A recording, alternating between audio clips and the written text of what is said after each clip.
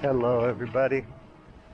I finally got some time so I can take a ride. It's been a while. Been a bit busy. I hope the wind isn't too much of a problem with this. This Osmo camera works pretty well cutting the wind noise, but it's pretty breezy today. We're kind of having an AMOC summer. I mean, like the Atlantic circulation type of thing. They say it'll cool off Europe if it slows down a lot, but I know that's too early to say. But we had a few days of 80 plus, 80 Fahrenheit, above 30 C weather. And before that, it was consistently like 16 to 25 degrees, somewhere in that range. And now it's back to that. So mid 60s, low 60s to mid 70s. Of course, it feels a lot hotter in the sun. So right now I'm feeling a little bit warm. But pleasant summer anyway. Maybe a bit cool at the beach for some people because it's cooler at the seaside usually. So anyway, street epistemics, truth claims, public opinion easily swayed, things like that. So everyone knows Biden dropped out of the race, and it looks like Kamala Harris will be the nominee. Everybody's pro-Biden one minute and then pro-Harris the next. The media was saying Biden was fine, and it's a right-wing conspiracy theory to think that he was impaired in any way cognitively or in terms of his health. Anybody looking would know that that's not true. But people are team players, so there's two teams, and partisan politics, people choose a team and then that's that. They don't think very deeply about the candidates, how they're selected, how they're funded, these types of things. They just know they have somebody on their team to root for. So I think it was bad form, the way the whole thing took place. Some people beg to differ. A friend of mine said Joe doing some form of communication or press release or on-camera thing would have been overkill because the poor guy had COVID or whatever reason. I think the press secretary, the whole way they handle communications now is bad form. They can do better than that, and Americans deserve, and the world deserves better than that. That's my opinion. The reason it bothers me is it opens the door for all these conspiracy theories and conspiracy fiction that we have to deal with in the fire hose shitstorm we know as the media. If communications are handled better, just like the old Fauci thing. I'm not anti-Fauci or anything, but if science communication, political communication is handled better, more professionally, more carefully, a lot of this stuff could be avoided. You could easily investigate truth claims, not from think tank funded fact check websites, but just by yourself. And if things were open and free in terms of communication, you could interrogate the other side's opinions and perspectives and fight against them, disagree with them, talk about them in an educated way, and so on. And that would be much more healthy for people, I think. People don't seem to want to understand the other side's point of view. So there are tens of millions of Trump supporters, whether you like it or not. There are tens of millions of Democrats, whether you like it or not. And a shallow characterization of one side or the other is ridiculous. It's not helpful.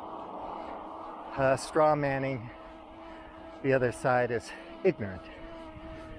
And so when I allude to these perspectives from the other side, people think I'm a fucking nutjob, conspiracy fiction guy, when all I'm doing is saying, look what this shoddy communication leads to. It's all over the place. So, is anyone going to carefully interrogate Kamala Harris's record in the hope that maybe we can look forward to some good leadership from her? Not really. Their team chose her. She was selected, and so that's who you're going to root for. I won't go into it. I have my own opinion about these politicians based on my looking into different perspectives of things. And I'm just saying, it's not that hard these days to investigate truth claims, to look up the evidence. To do that, it's not just Google searches or ChatGPT or things like that. You have to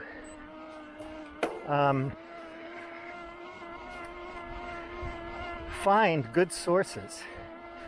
Vet the sources yourselves. Look at what they've written. Their papers, reports, journalism, books. Look at how different people think about them, even people who hate them. Why do they hate them? Is there bias there? And so on. Find good sources on all sides and follow these people. And they will help you do the work of investigating truth claims and understanding in greater detail what's going on in the world.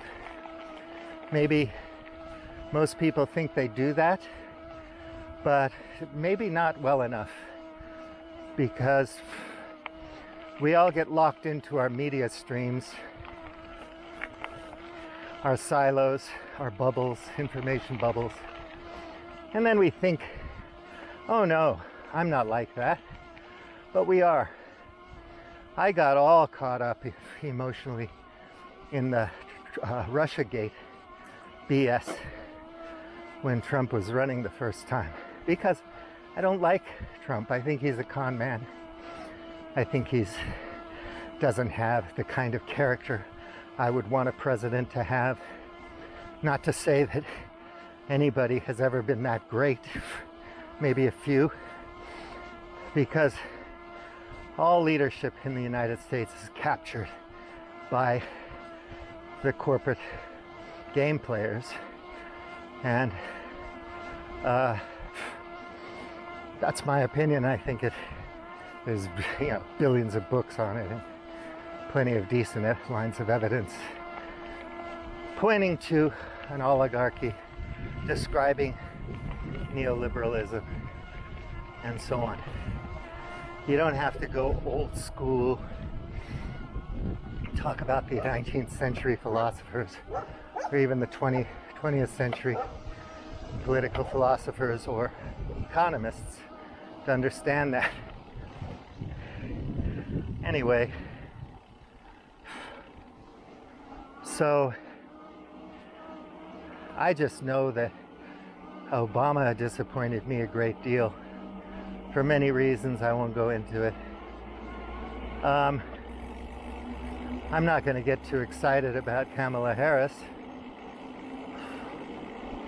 I think we can do better. I think somehow we could find higher quality leadership. But again, people don't seem to mind. They don't care. They get locked in to their cliques. And you can't change people's minds. I'm talking while I'm riding my bicycle in Portugal. Somebody listens to this and they're locked into Harris or Trump or whatever. Nothing I say is going to change their mind. Because I'm not on their team or in their camp, any advice I give or suggestions about reading or how to investigate truth claims or critical thinking or anything like that is going to be written off. They'll have some derogatory name for me and they'll shut the video and that'll be that. It's the same thing if I write something. They're not going to read it carefully. They're going to find a part in there that rubs them the wrong way and that's it. They shut down. Their brain just short circuits, and once that happens, it's hard to set the circuit breaker back. They just say, oh, what an asshole. He's crazy. I investigated a lot of things during the pandemic, and a lot of the rabbit holes were totally full of shit, but I looked into them because that's my nature. And I admit where I was hoodwinked. But the good thing about looking into stuff is you're not hoodwinked for long. It may be a month or two, and then your investigation leads to higher quality information and more perspectives, and you can dial in a better understanding of what's happening. And of course, years later, you'll have even more information and even better ways of understanding what happened, 20/20 hindsight and all that. And you could admit you were wrong and learn from it, from being wrong. Everybody fails many, many times before they succeed. There's so much, whoa, this isn't the one. This isn't the one. I didn't want to go this way. Shit.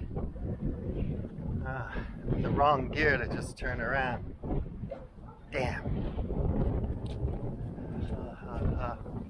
Oh well. So,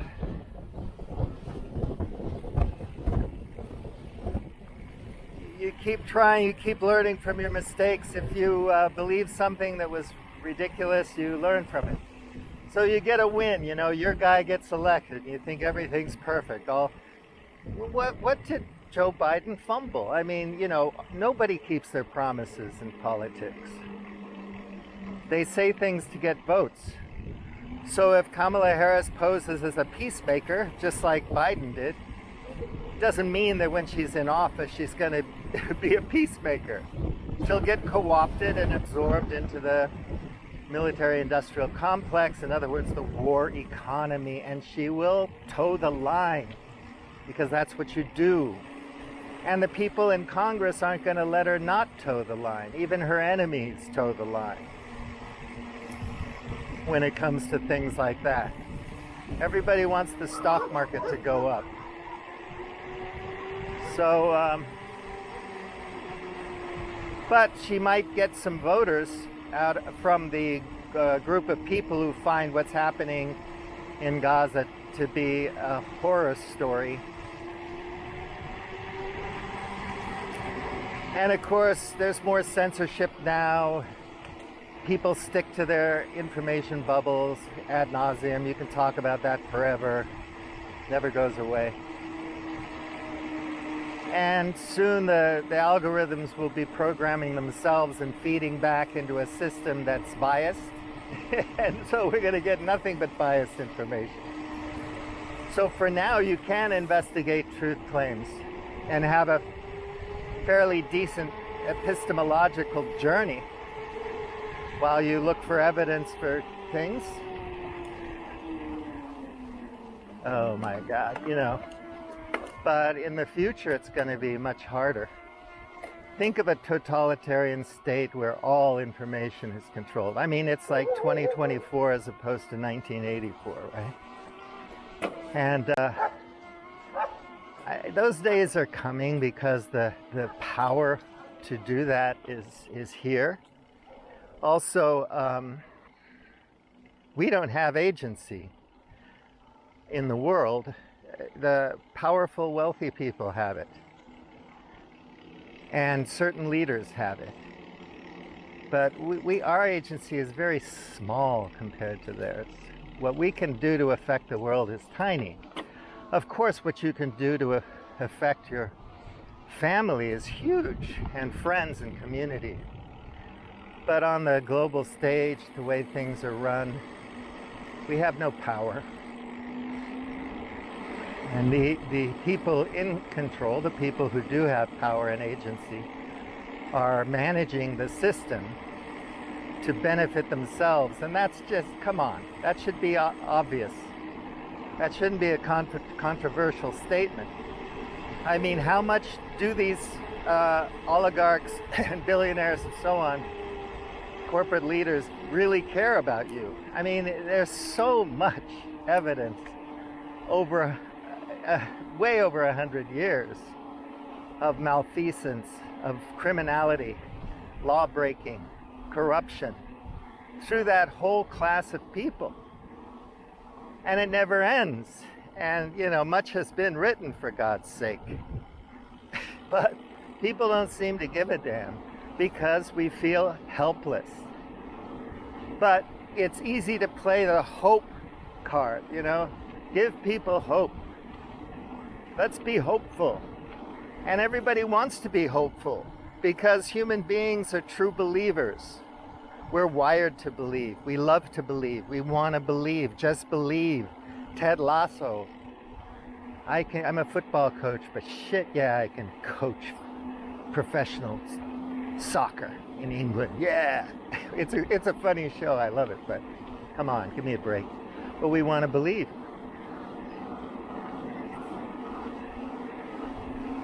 We're true believers. And so it's not hard to play our emotions like a violin and for people in power to gain whatever they want from us. We just don't have time or energy or desire to work at it too much. There's a whole bunch of potbelly pigs. They're so cute. Look at these little guys. Wow.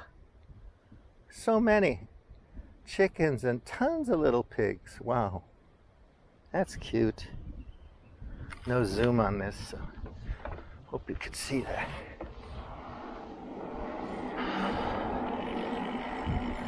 Yeah, so you may think you're above all that you know it all, but we don't know much. And we don't want to learn because learning is too difficult. It requires a lot of effort.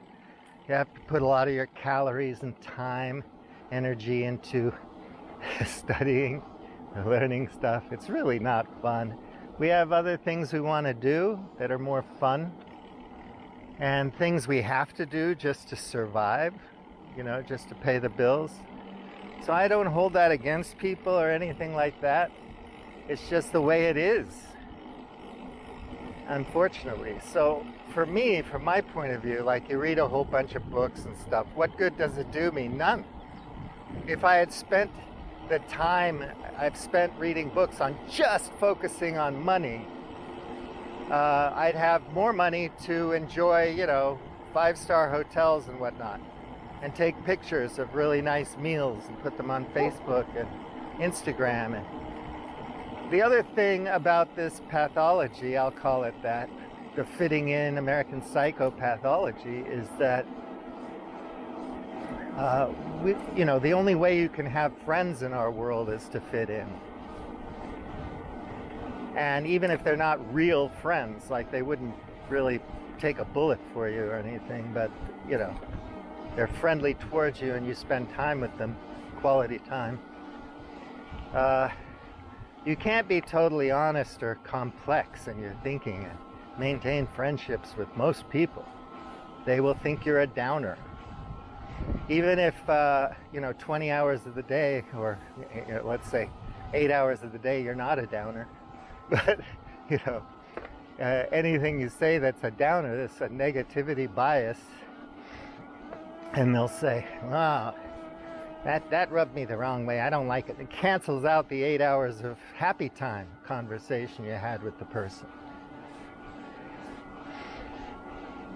You have to fit in. You can't bite the hand that feeds you if you're going to be successful and have lots of friends and golf buddies and so on and so forth. Status, attention, consideration, respect.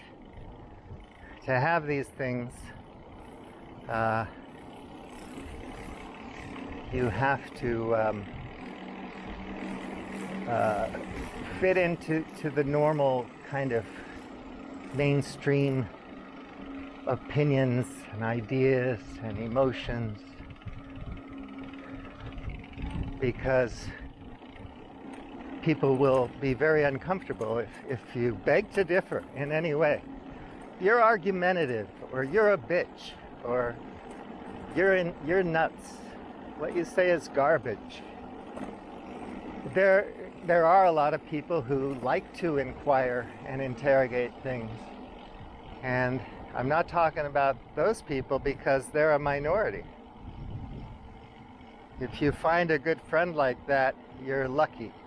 If you're like me and find a couple people like that, you're pretty lucky.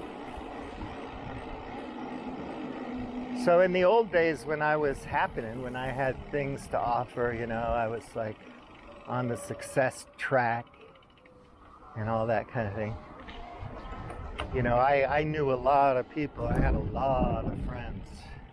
And I was on every guest list, which is fine. And I was younger. It was all good. There's nothing wrong with that. But as you get older, and I hate to say this because I'm not claiming I'm wise, but a little bit wiser,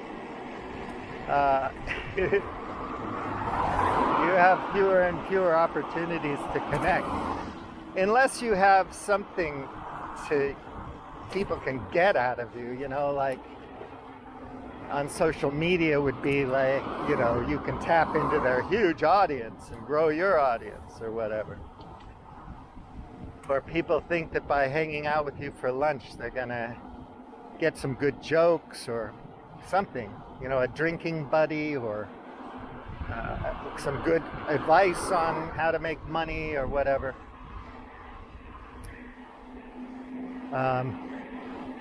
Just don't be too complex. Don't talk about, don't question things too much or you're in trouble. So epistemically, things are difficult, but all these truth claims, fact-checking, logic, rationality, rationale, and all these things, argument ninja type stuff, it's all there, and anyone can learn how to be better at it. And I'm not claiming I'm good at it or the best at it or anything like that. Just saying there's no excuse if you want to know Kamala Harris's record on things and so on. Now, does that mean that when she's in office, if she gets elected, she's not going to do some really great things? No. We don't know what she's going to do. But if you understand how the system works and how things are structured, how capital is coded and whatnot, how the neoliberal system works, if you care to learn about it, American exceptionism, in other words, they're above the law type of thing.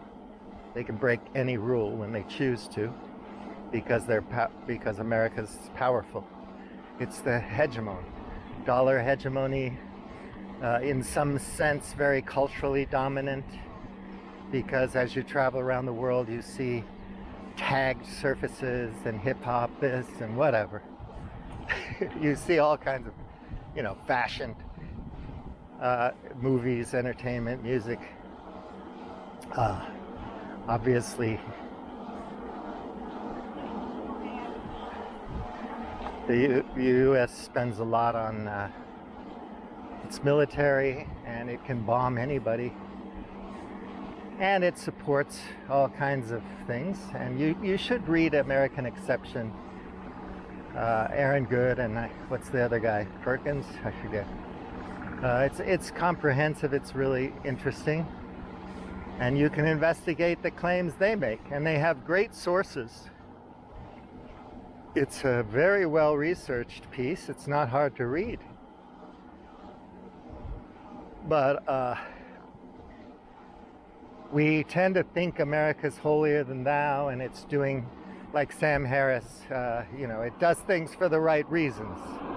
It may get messy and things might not be perfect, but they're for the right reasons. What are the right reasons? I think in some unsophisticated, unintentional way, Sam Harris means more like me, more like a liberal Ivy League American.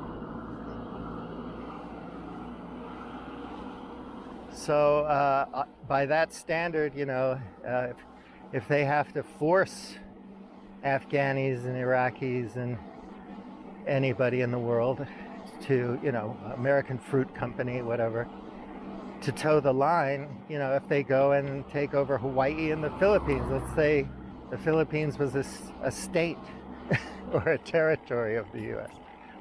Spanish-American War started in the Philippines. But anyway, it's justified. So Central America belongs to the United States because of the Monroe Doctrine or whatever. And, it may have to do some nasty things with the CIA and other use of force, institutional, banking, whatever, to make people toe the line, regime change, assassinations, all this kind of thing. But, it's for the right reasons, because, basically what we're saying here is that, you become more American, everything gets better. And if you interrogated that and looked at broader implications in terms of inequality and climate change and the environmental destruction, of course, if you're a tech optimist, it's just an engineering problem. We can fix everything. The fact is, that's not true, but you have to look into some fairly complex science, different science domains to understand that. You're not an ocean biologist, you're not an evolutionary biologist, you're not you're not a lot of things.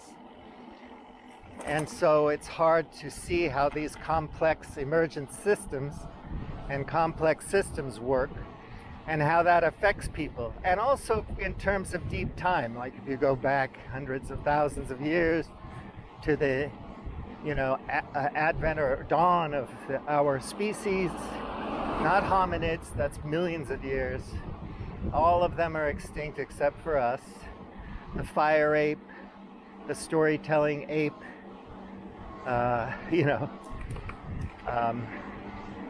the tool-making ape, the language-speaking ape. We're pretty special, pretty unique. But before we came along, I wonder if I want to do this. Why not? I do. Before we came along,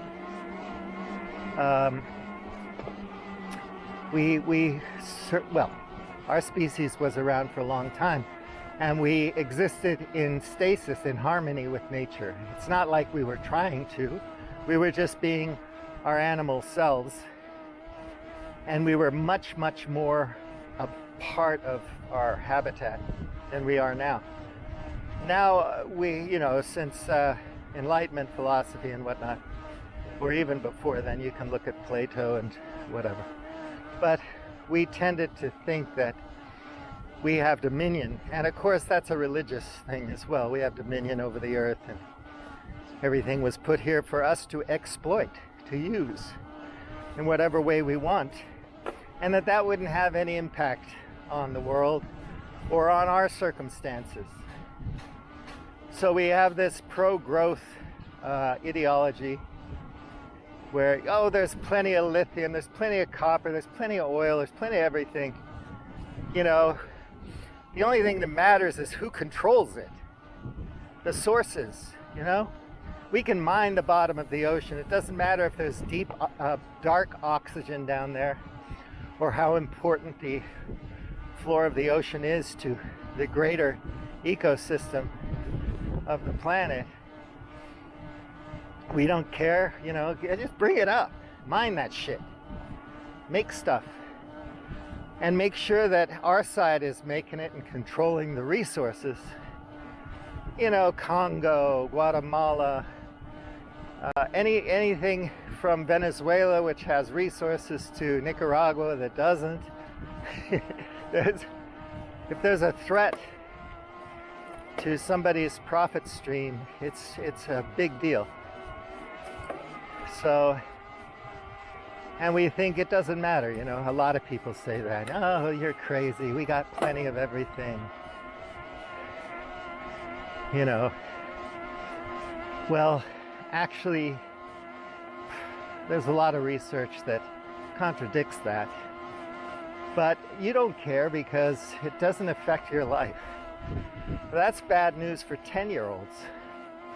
Because things are changing faster than they ever have. And it could go very, very badly for lots and lots of people.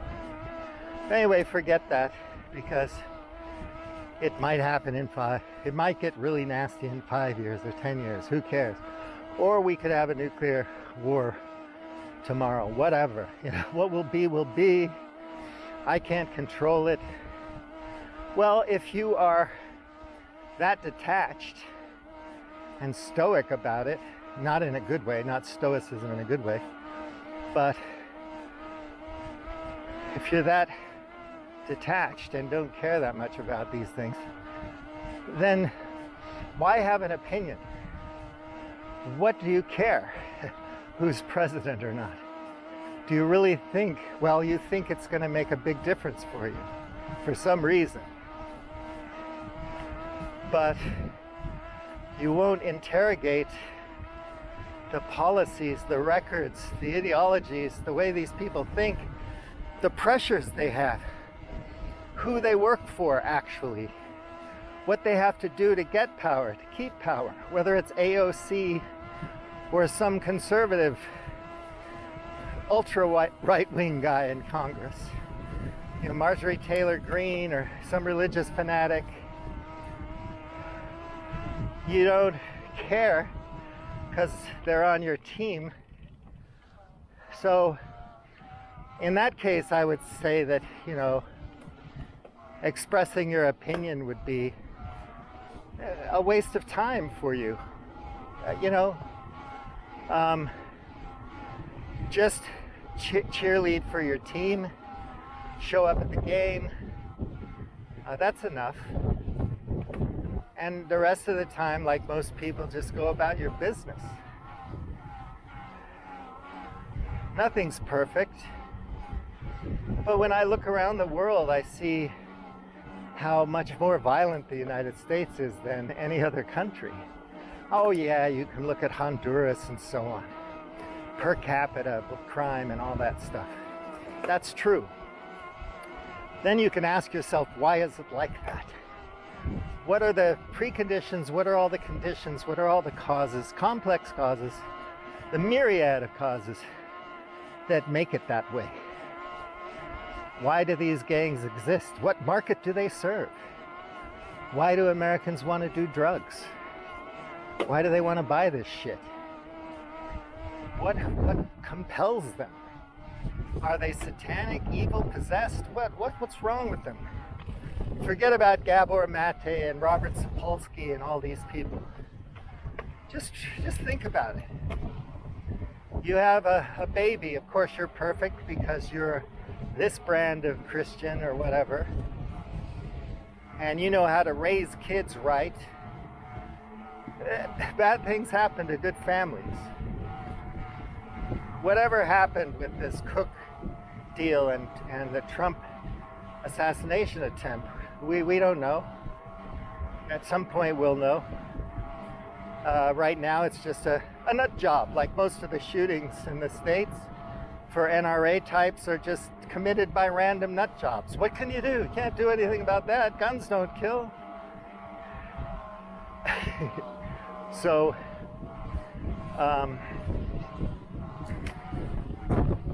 but people are excited to support their team, obviously. It's emotionally gratifying, it's exciting. So they jump and they shout and they hold up signs. But the vast majority of Americans don't do much of anything. They might post something on Facebook or whatever, but they don't really do much. And they certainly don't talk about these things at lunch or when they're playing squash with their friend or whatever they do, because they don't want to be thought of as a boring doomsayer or some asshole who thinks they're intellectual or something like that. And then we tune into all these goofballs that are supposedly intellectual influencers on the internet. We put so much stock in their opinion because they speak adamantly and forcefully and eloquently about nonsense, and we think it's great because it sounds about right to us, and who are we to question? These people are really smart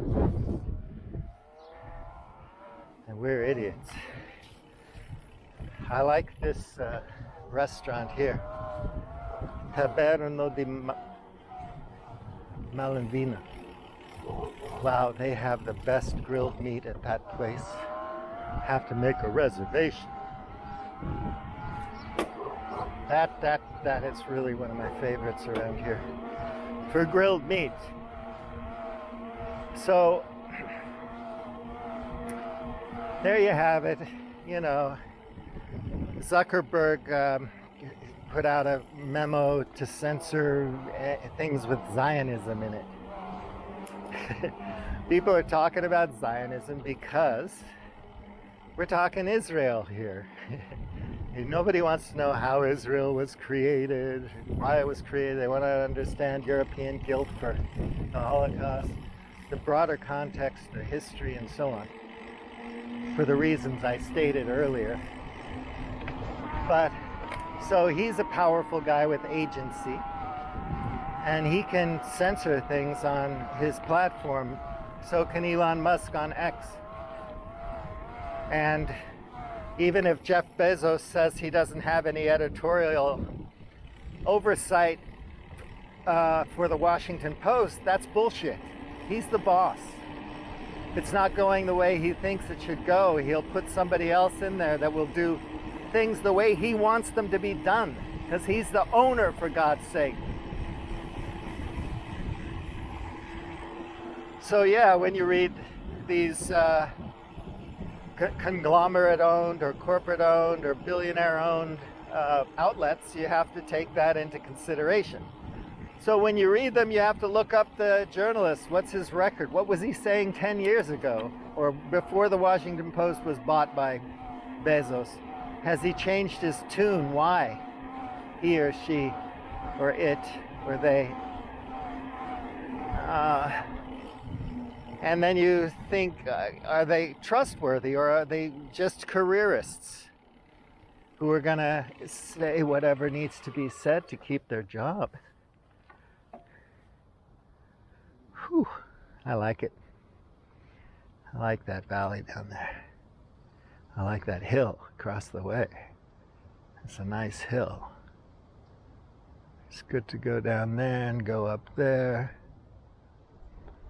which I've done many times. Yeah, so a lot of these politicians are careerists. They just want to keep power. They don't care, you know. So they have a staff. They have people to help them keep their fingers on the zeitgeist and know what to say.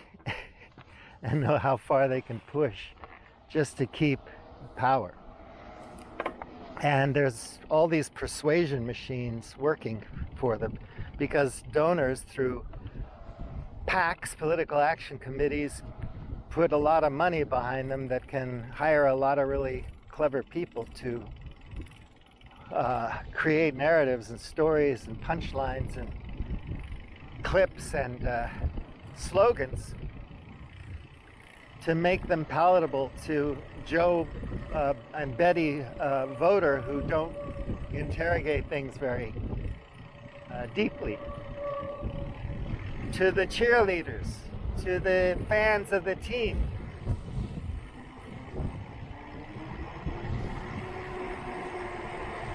So that's where we're at. People get really, really mad. You know, if you say the IDF isn't professional, that they're undisciplined, or that they're not very successful.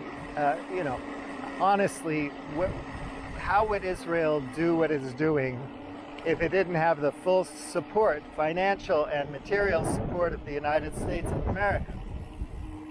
So if you're cool with that, you're cool with that. That's okay. You could be honest. You could say, you know, I really don't care what happens to those people. They're all terrorists.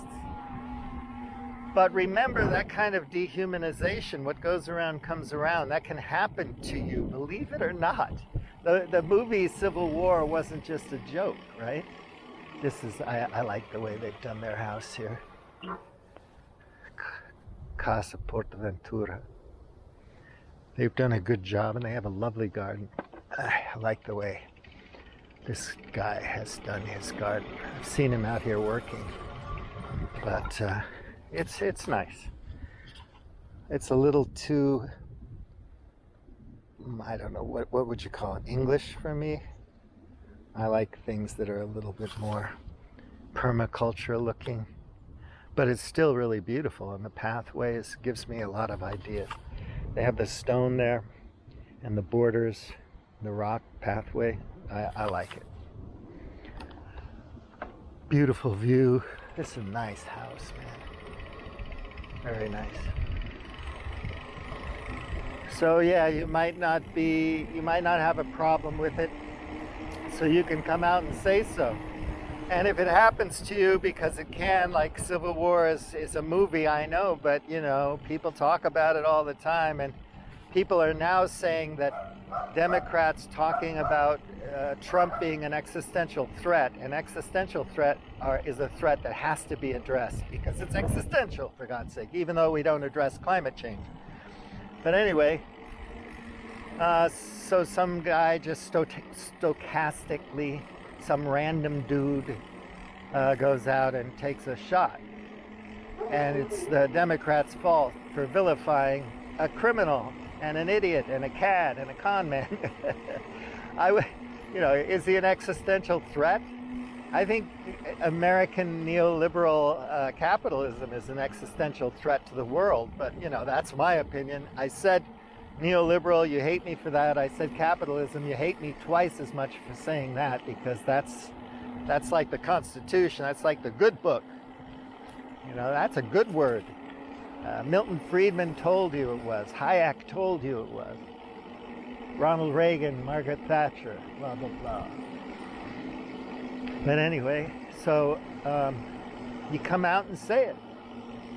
I'm behind killing them all. I mean, the Nazis in the country that starts with U, there really are people there that are N. And they say it to your face. They're not shy about it. They're honest. And I find that interesting. And then we get all pissed off because, you know, mealy-mouthed liberals who think they're so self-righteous and good and they mean well. Look, there's classical liberalism, there's freedom, license, there's liberty, there's civil rights, there's freedom of speech, on and on and on. I'm for these things, gender equality and so on and so forth. But, so call me a small L liberal or a big L liberal, I don't know. But the neoliberal is not that. And so we think that we're so righteous and that all the rest of the people are stupid. Well, they have reasons to be pissed off. They have good reasons to feel disaffected and disrespected. And they don't like it. Newsflash, oh my God, OMG, what the fuck? They don't like it. They don't like being looked down on, and they push back. And they're just like you. They don't interrogate things too carefully. They don't read a lot. They don't look into things. They don't have their top 100 sources for shit from different domains that they're curious about. They don't spend a lot of time on that. They want to fit in. They want to support their team just like you. And we write them off like they're lunatics. And we wonder why they're angry with us. Is there any reason in the world why Arabs might be angry at European colonialists? How dare you? Lawrence of Arabia charging into, what was it? What was the name of the town? Charging the Turks, saying, kill them all! No survivors! And we think that's heroic. I don't know. I think, I would hope that in 2024 humanity had evolved a bit, culturally, spiritually, intellectually, but we haven't. We just have better tools for everything. And AI and robotics are going to be used by powerful people with agency to do what they want to do. And they're going to convince you that you live in a democracy. And reactionaries are going to tell you all you need is a good manager, a good CEO, to take names, to crack down, to enforce. And of course, from Roman times, there have been the 5 good emperors, and there have been totalitarian, Vespasian, Domitian, for example, emperors that were considered autocrats, but the people liked them. The Senate didn't hate them that much, even though they were autocratic. You know, if the Senate hates you too much, they kill you. But back in the day. But it's a fine line these emperors had to walk. Every once in a while you get a benevolent king that actually does a good job. And of course, force is part of it, war is part of it, always has been. But it's the 21st century, and our weapons of war are soon going to be automated, run by artificial intelligence. And already we have unprofessional kids running around in Gaza doing unspeakable things. Totally chaotic. I think what has happened with the transition from Joe Biden to Kamala Harris was badly done. That's my opinion. And I know a lot of people love Joe for some reason. But, you know, he looks good. He used to talk good. And I admit, you know, some of the administration's policies I agreed with and cared about, but the biggest ones that I cared about were not followed through on, just like Obama. And that's because they get absorbed and co-opted and by the system, by the people who are really running the great game. And they want to, you know, it's easy to think, if I don't do it, somebody else will, and they'll be worse than me. That's a classic rationalization. And I'm not holding, that's just the way people are, you know, unfortunately. And they're not held to account. They don't fear us, the people. They fear the donor class. I mean, they only have to deal with us every once in a while, every 4 years or whatever. And We're easy to handle. We're like putty in their hands. But they spend a lot of hours, day after day after day, when they're in office, raising money and kowtowing, bowing down to the oligarchs